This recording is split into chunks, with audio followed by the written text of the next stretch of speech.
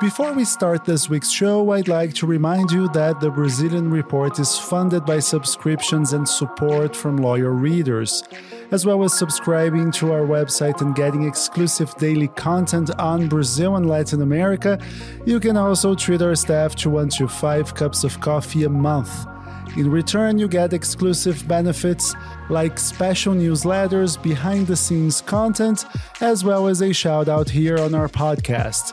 And today, I want to thank our Buy Me a Coffee members, Mark Hillary, John Thomas III, Luis Haynes, Aaron Menes, Orlando Black, Steve Knapp, Aaron Berger, James Coney, Kars Vresvik, Alasdair Townsend, Peter Abrahamson, Michael Fryer, Miller Renascido, Jim Awafadeju, David Dixon, Felipe Saito, José Rose Stankovic, Gabriela Graf Innes, Emerging Market Muser, Yarden Iftar, Tonica Thompson, Anderson da Silva, Kat Kramer, Fra, Peter Suffering, Anna Lund, and someone who chose to remain anonymous. If you also believe in the importance of independent journalism, and if you want to hear your name on our podcast, head over to buymeacoffee.com/Brazilian Report and subscribe to one of the membership tiers. If you cannot make a monthly commitment, you can still tip us a cup of coffee every now and then to give us the energy boost we need to cover a country as complex as Brazil and a region as complex as Latin America. And we appreciate all your support. Click on buymeacoffee.com/Brazilian Report to find out more.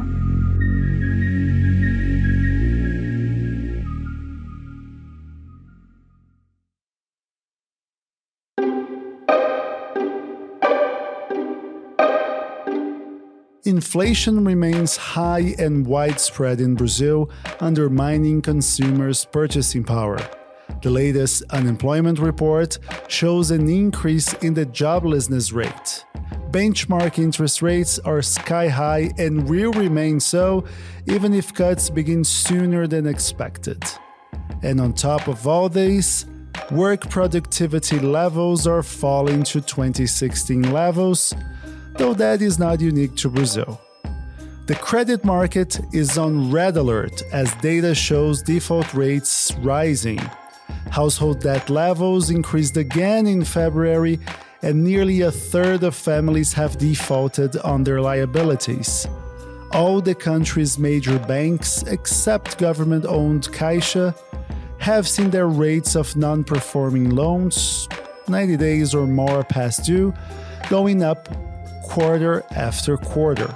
Oh, and there is a banking crisis lurking in the background, which could make investors wary of putting their money in riskier markets such as Brazil and the rest of Latin America. An economy on shaky ground raises the stakes for the government's promise to introduce a new fiscal anchor. My name is Gustavo Ribeiro. I'm the editor-in-chief of the Brazilian Report. This is Explaining Brazil.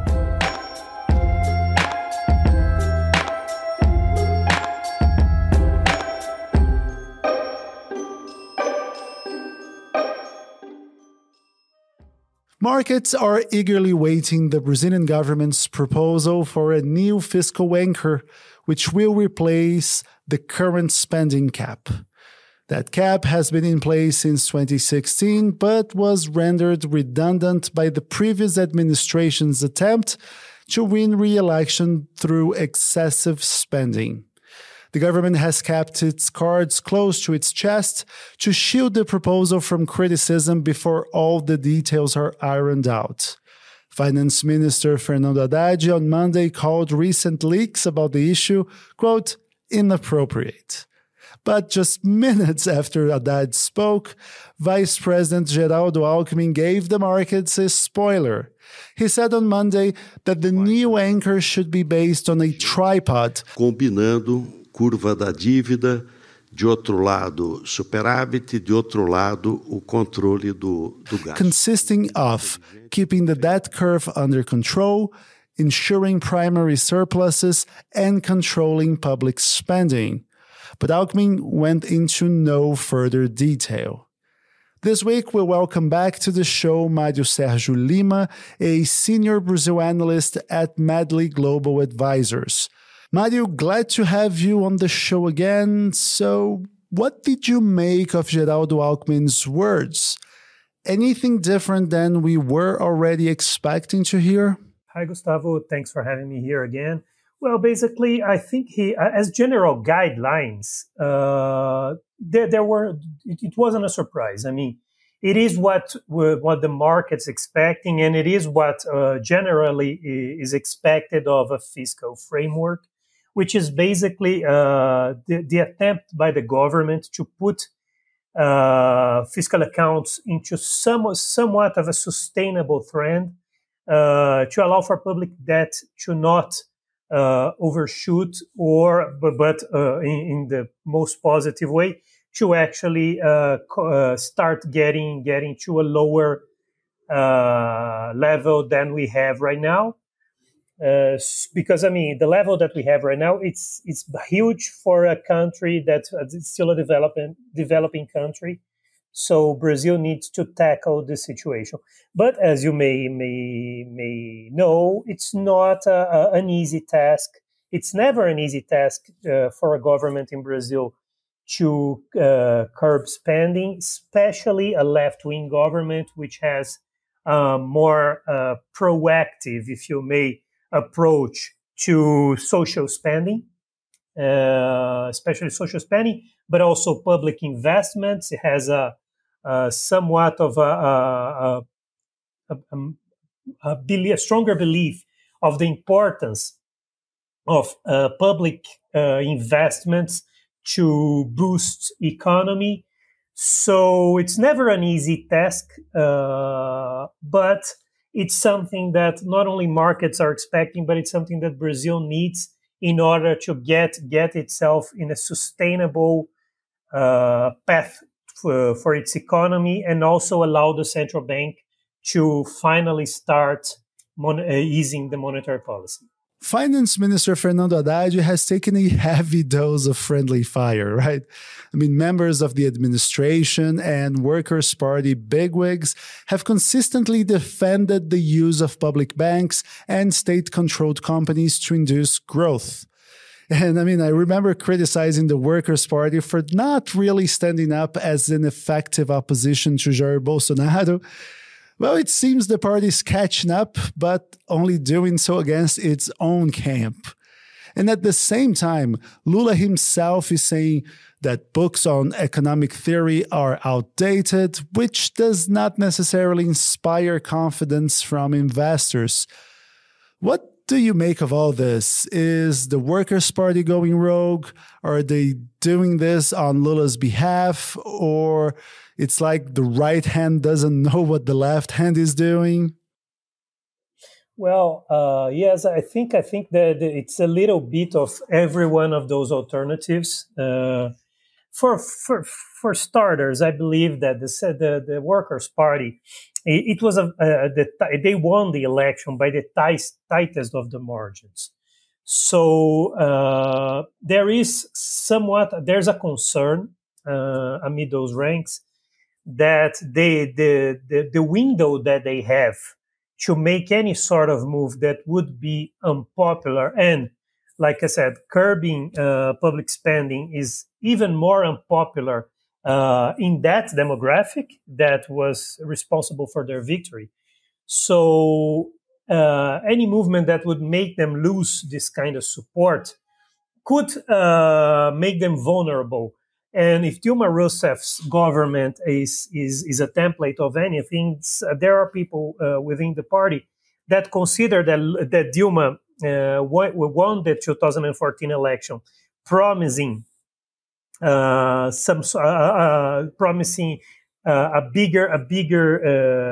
boost in expenditure, in public investments, and then she had to do almost like a 180 degrees flip, and started to cut expenses and doing the opposite, and that like ruined the social support that she had, which allowed impeachment to move through. While there is some you could make a case that they may be right into thinking into using that as a cautionary tale.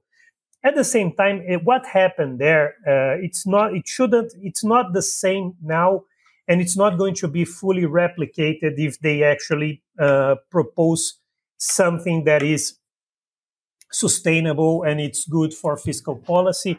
First of all, Lula himself, he is a very savvy politician. Dilma wasn't, and Dilma didn't have anything to fall back on when she was negotiating with Congress. Yes, and Lula did enact austerity measures during his first spell in office, right? I mean, it's not as if his administration was spendthrift from day one to the last day in office. No, yes, I mean, he has that to fall back on. So, but he also has a stronghold over the left wing, if you may, like, political agenda of the left wing. He has a stronghold that Dilma didn't have. So he can actually quash those infighting if he wanted to. Basically, he wants to do. He's trying to have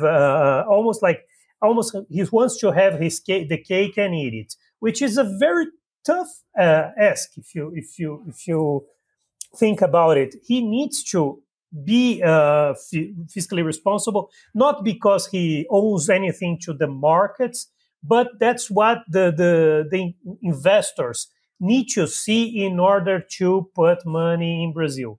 We are looking at a very challenging global environment for economy.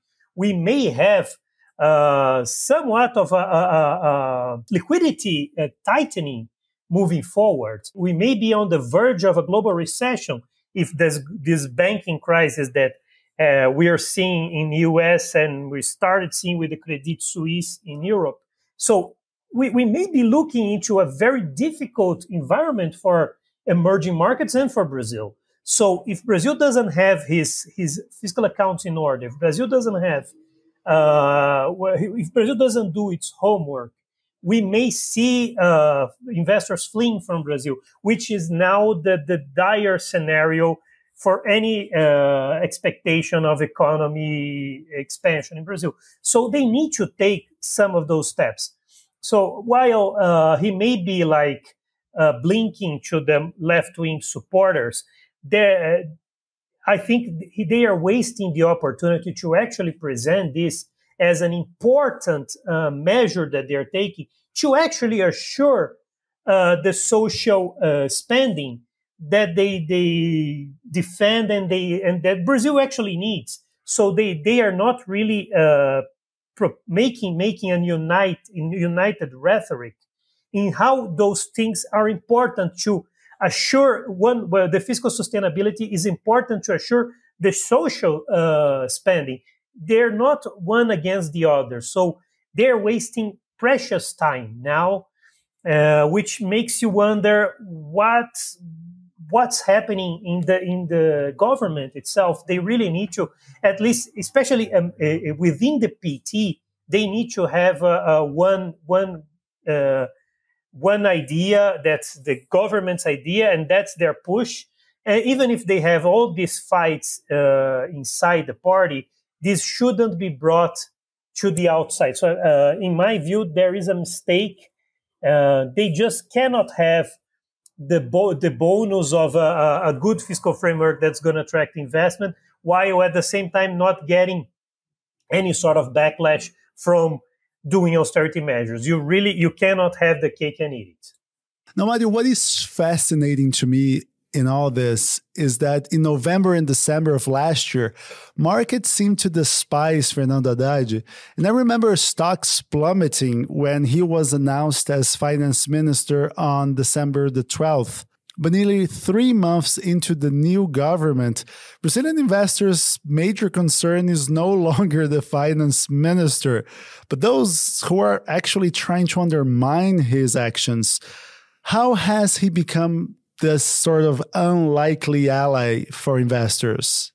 Actually, in that sense, I think the government has done something good, which is actually making the finance minister, like, he has to get the respect from investors more than the rest of the government, more than the president of PT, Gleisi Hoffmann, who is one of his most vocal critics within the PT. So in that sense, they are they're taking the right steps. The problem is, when you have this kind of infighting, at some point, like the finance minister really needs to be empowered by the president. So it does, even if he's singing the right tunes to the markets, if he tells the right things, but he's trampled by the cabinet, it's like he's a decorative figure, which is not the best look for a finance minister. So I think that should be tackled inside. But I do have to make a point that there was a little, especially not only if you look at markets really priced in a lot of the shenanigans that Bolsonaro did. If you look, I mean, Brazilian real really the dollar overshooted compared to Brazilian real. Brazil, in dollar terms, Brazil's Ibovespa really was very bad in those 4 years. So, and the Brazilian, the risk, the credit risk in Brazil has increased, and also the rates. And also, if you look at the swap curve, it grew when Bolsonaro left. So the market itself, there's a misconception that, the market's against everything that the left does and accepted everything. That's not really the case when you look at the market pricing. That is the case when you look at the market, if you like, the people that actually speak on behalf of market may have this bias. And it seems like they didn't punish Bolsonaro when he did the shenanigans, which it actually did. Like the market actually punished Brazil, and it's going to punish again. Because if you remember, Guedes kept saying the right things, but he was being trampled by the political side of the Jair Bolsonaro's government, especially in the last year.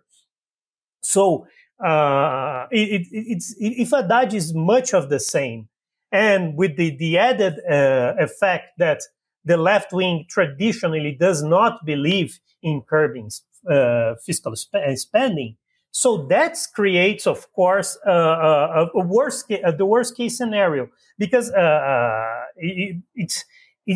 markets may be right or they may be wrong, but it is a fact that left-wing governments usually do not have they have somewhat of a credibility issue, credibility deficit, if you make, for markets. So they really need to show some sort of commitment before they can have get some goodwill from investors. Now, that credibility deficit that you mentioned is greatly illustrated by a recent poll that shows that 98% of hedge fund executives in Brazil believe that the administration is taking the economy in the wrong direction. Foreign investors, however, are not that pessimistic about Brazil. Why does there seem to be this major gap between how foreign and local investors see Lula? Well, I would take that poll. I think that poll is very good. No question about the quality of the pollster.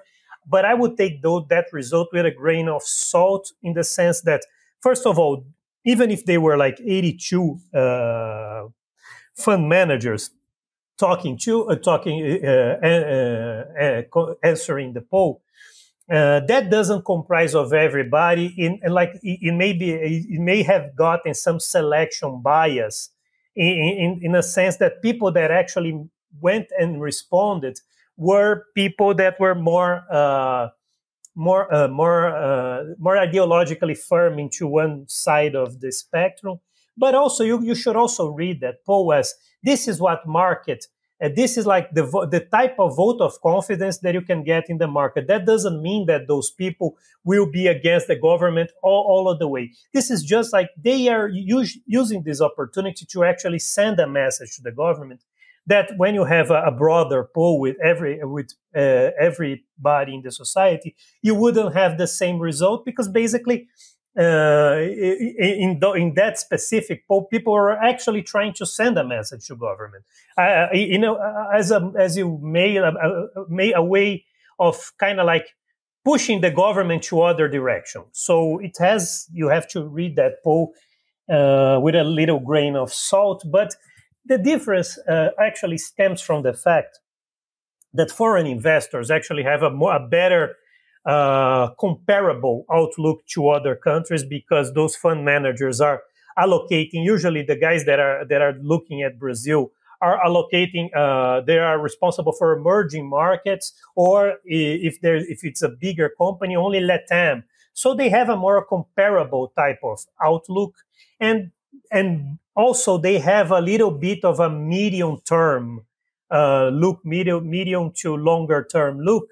While the locals, they are way more affected by short-term trading. So in that sense, they may be a little more skeptical.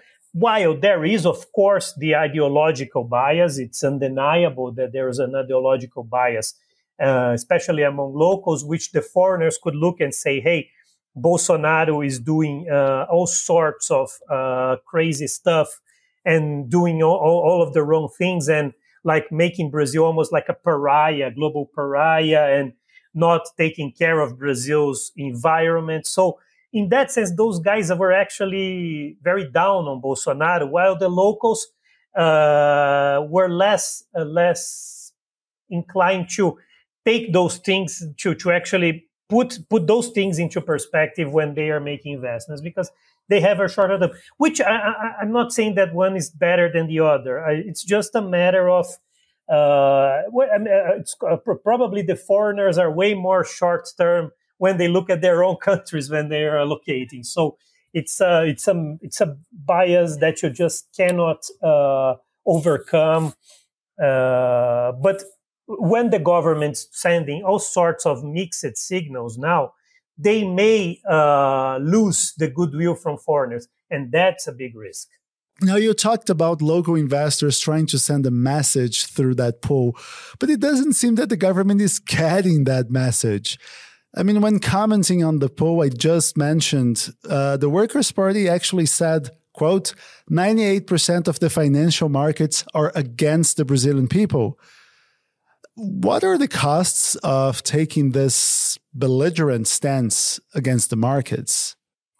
I've always said that no government should govern for the markets, because even if the market is not like a one entity, it's like almost like the median of all of the people that are actually allocating and trading, and real economy is actually affected by what happens there. It's still there. It's a part of the society. So while you should not, with interest, they're not even vested interest. You shouldn't govern for them, but it's also unwise to govern against them. You just really cannot get a lot of favor, and as much as you want to take it, to make them like it's almost like a straw man argument. You just make the market as some sort of major scarecrows that they are against the people. At the same time, those are the people that are actually going to put the money to allocate their own wealth into the risk that you present. So as much as you create noise, you increase the level of risk, which the investor would say, like, okay, I would need higher premia to actually face this kind of increased risk. So, poorer Brazilians, even if they are not directly trading, they will be affected by the outcome of this kind of noise-ridden political environment. So it's unwise to actually be taking such a belligerent, like you put, belligerent stance. Maybe you can have some sort of strawman argument as a political rhetoric, but when cooler heads prevail, you actually need to at least take some of that suggestion and actually trying to get to a middle ground in which the markets may not be completely satisfied with what you present, but it is what you can deliver. But at the same time, you actually show some commitment that you will not be irresponsible when looking at the fiscal accounts.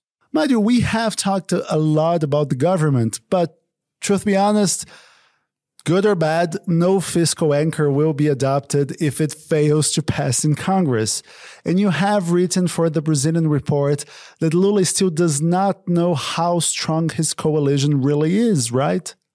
Well, it's very difficult to gauge at this moment how strong and he is or he can be at Congress because we didn't have any voting.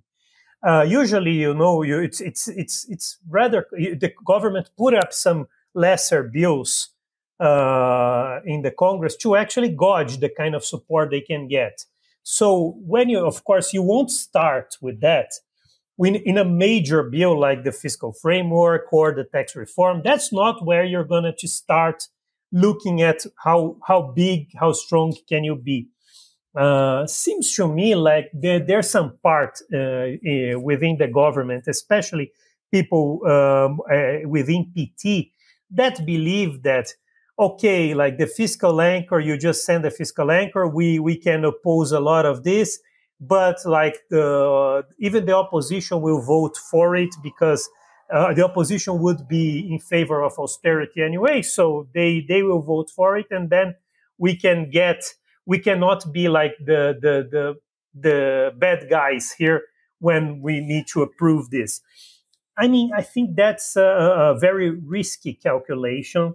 And when you do not have an united front within the government and the ruling coalition, in a key piece of legislation like this one, you really run the risk of actually allowing the opposition to just either drop it altogether or making it a little more strict than the government is capable of delivering. So you're just like creating a roadblock that you can't overcome. It's much easier when you have this kind of this is very defined on how many votes and what you should be taking as what's the leverage you get in the negotiation with Congress.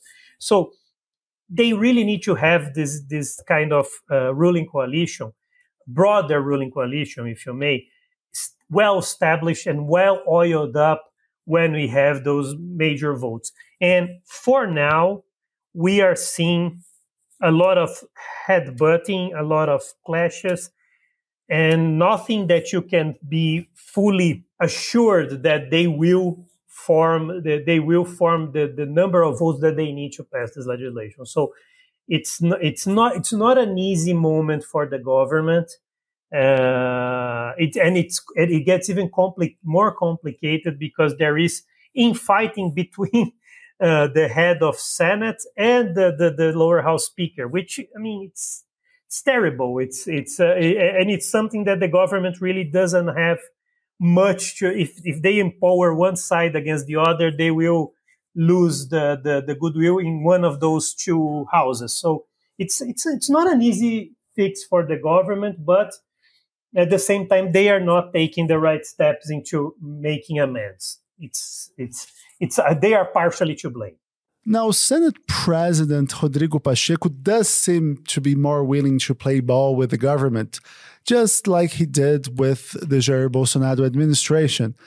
But housekeeper Arthur Lira is much more of a sphinx, and he has already openly talked about the fact that the government has no absolute majority, let alone this constitutional majority that would allow, among other things, passing a new fiscal anchor. How do you expect that relationship between Lula and Lira to unfold? Well, it is. There is. I think when we're talking about a negotiation of Lira and the government, you could actually say that they are both. It's almost like one of those situations where both of them have nuclear bombs, and both of them can use it. But when the first push the button, both of them will be destroyed. So it's really not a relationship that will be as peaceful as maybe the relationship with Pacheco will be at Senate. But you just cannot. If Lira really tries to hurt the government in a way that they cannot pass legislation, government can make his life a hell in terms of sending money to the constituencies of lawmakers, and will work to what their bargain is, to actually make him weaker. And just remember, next year we have municipal elections in Brazil, and Lira really needs to have a lot of his own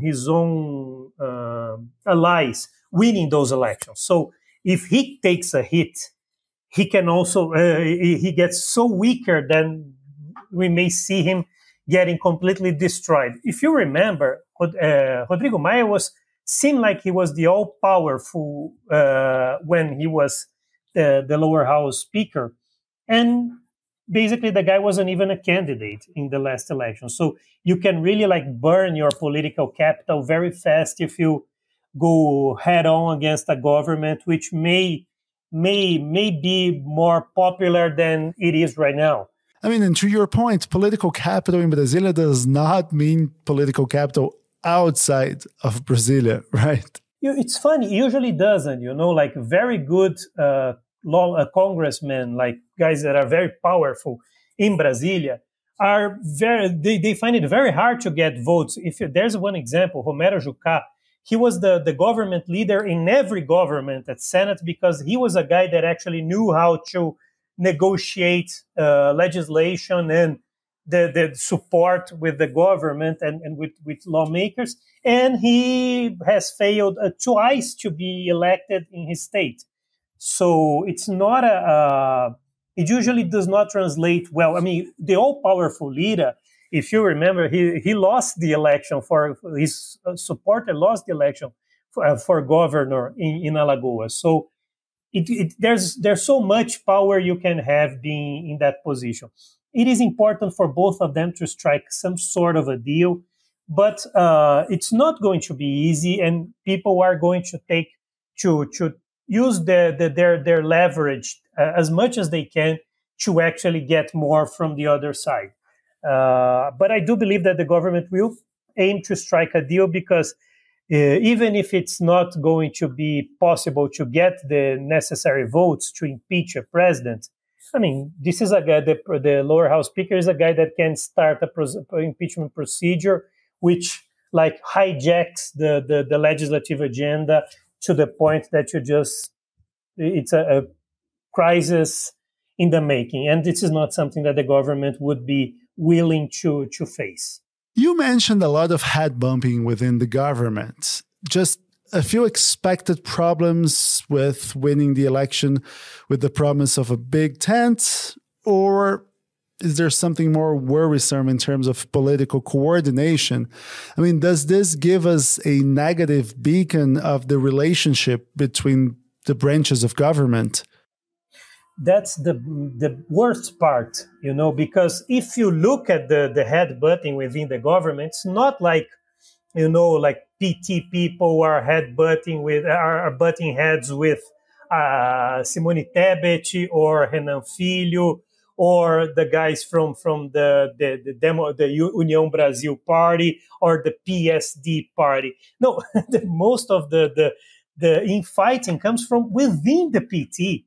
So, I mean, you're not really, it's how much of a broad alliance is that where even the ruling party is somewhat trying to undermine the others and especially themselves. So this is lack of coordination. This is something, and also seems like Lula is way too anxious to get the ball rolling very fast.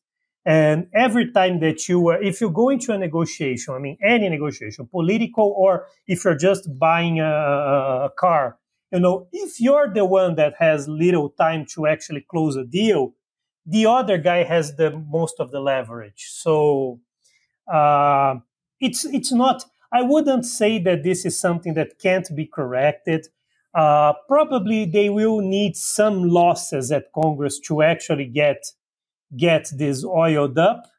But they have wasted 3 months, if you almost like 6 months, if you consider that they are like the government de facto ever since they won the election, because the last government really failed to actually govern the country in the last 2 months last year. So they almost wasted like half a year in this kind of trying to actually form a ruling coalition and try to actually form a united front, at least for the legislation. So it's the clock's ticking.